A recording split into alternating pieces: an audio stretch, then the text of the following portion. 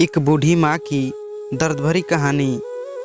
3 साल हो चुके थे बेटे को अपना घर छोड़कर विदेश में बसे हुए। इन 3 सालों में बूढ़ी माँ और ज़्यादा बूढ़ी हो गई थी। 75 वर्ष की उम्र में उसकी याददाश्त काफ़ी कमज़ोर होती जा रही थी। उन्हें रोज़मर्रा की चीज़ें याद न रहती, लेकिन जो उन्हें हमेशा याद रहता वह था उनका बेटा। दिन हो या रात, एक पल भी ऐसा न होता जब उन्हें अपने बेटे की याद न आती। दूसरी तरफ बेटा था जो साल भर में एक आध बार अपने माँ को फ़ोन कर लिया करता और 1-2 मिनट से ज़्यादा बातें भी न किया करता। फिर भी यह बूढ़ी माँ टकटकी लगाए अपने बेटे का इंतज़ार करती रहती। एक दिन बेटे का विदेश से फ़ोन आया। हेलो, सुन रही हो ना माँ? मोहन बोल रहा हूँ, तुम्हारा बेटा। कैसी हो माँ? मैं ठीक हूँ बेटा, तुम, बहू और मेरा पोता कैसा है? माँ ने पूछा। सब अच्छे हैं माँ, मैं अगले हफ्ते गांव आ रहा हूँ माँ तुम्हें लेने।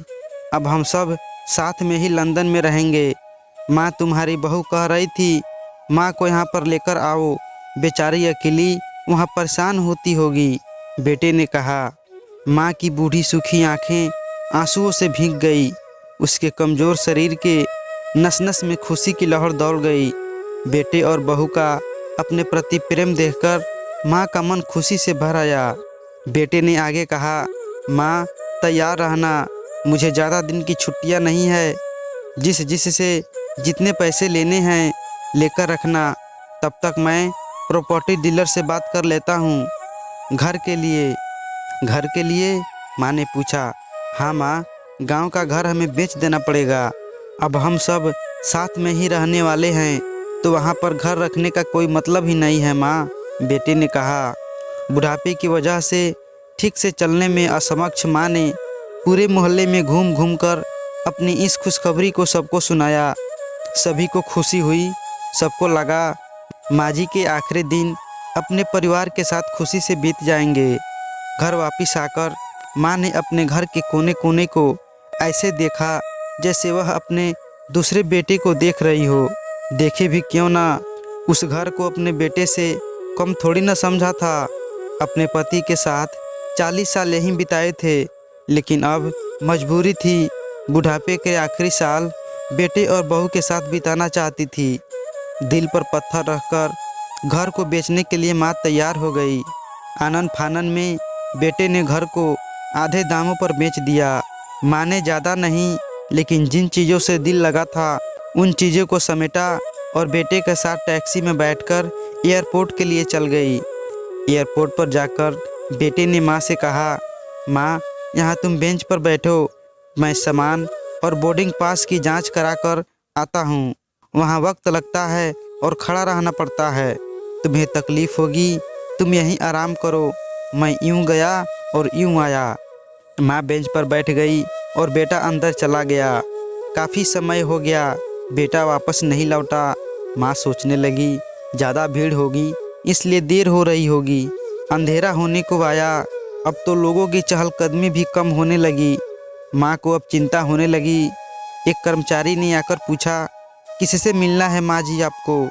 यहाँ पर क्यों बैठी है? डरती हुई आवाज़ में माँ बोली, मेरा बेटा अंदर सामान की जांच कराने गया है, लंदन जा रहे हैं हम।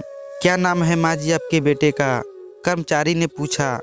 मोहन नाम है मेरे बेटे का, माँ ने बताया।